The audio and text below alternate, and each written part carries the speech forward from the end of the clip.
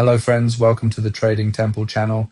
Today we're going to talk about Coin C. and also take a look at Bitcoin and maybe even the total market caps. The chart you're seeing is the chart for Coin C. after that liquidation event happened. On Friday, about 2 weeks ago, you can see that the price dropped sharply, almost 30%. It went down, had a small bounce, and then the price dropped again. And the only thing we're seeing here is this. What we have here is a very strong resistance in this area.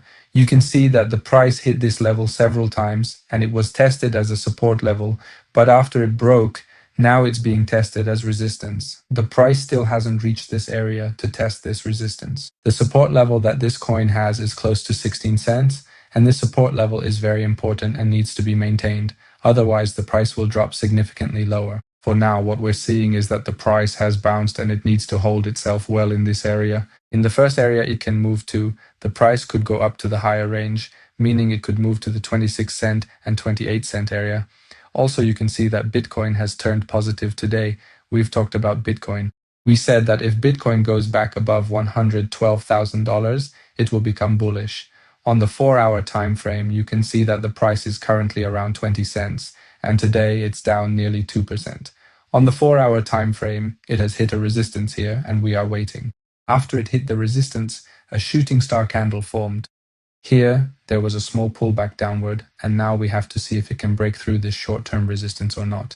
This resistance is close to 20 cents, and if it goes a bit higher and a candle closes above this shooting star, we need to wait for confirmation on the 4-hour time frame to see if this resistance has been broken. In the short term, if this resistance is broken, the price can go up, make a pullback, and then move higher, reaching another short-term resistance around 23 cents. If it manages to break through that as well, it can head toward this final resistance, which is one of the biggest resistances this coin has. There's a big gap here that it could potentially fill and move up to this area.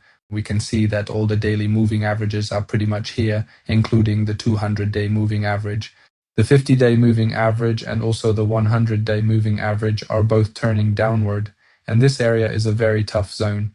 We're still not bullish yet, but if we really want to get bullish, let's say about 80 or 90% bullish, it needs to be able to break through this area here and move up, and then we can look for higher targets, because this area is the biggest zone here, and if it manages to break through this area, I think there's a good chance the price could shoot up sharply and even reach these highs close to 70 cents.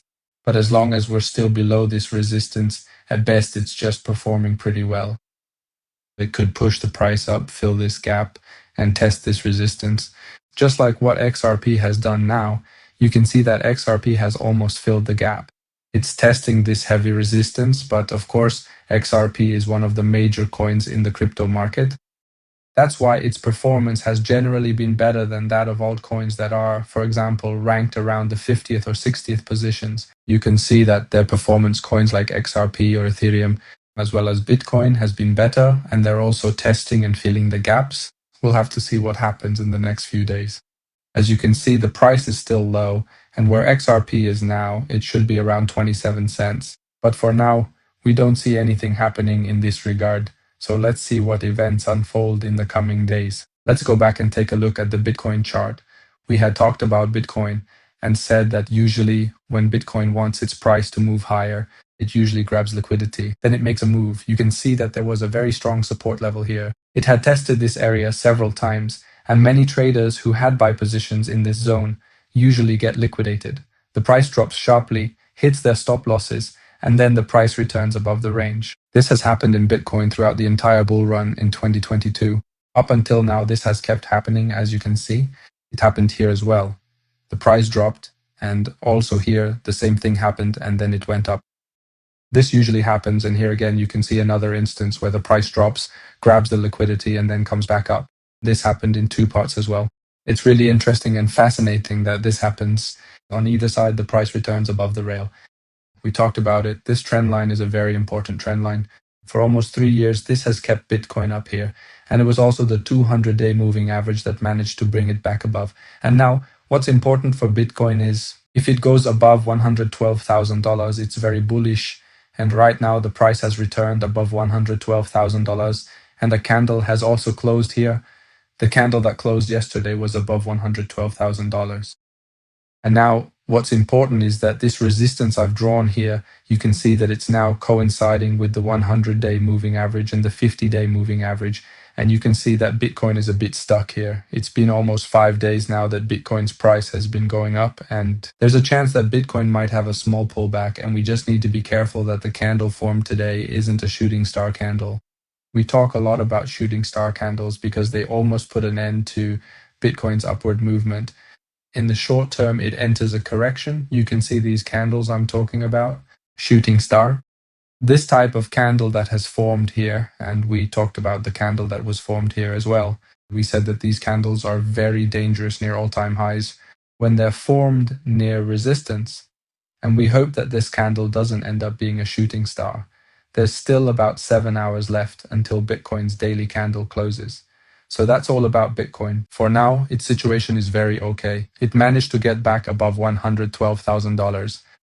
And even in these short-term timeframes, we can see that right now it's hit a short-term resistance. And it's possible that if it can't break through this resistance, we might see a pullback in Bitcoin. And the price could even drop down to this area before moving upward again.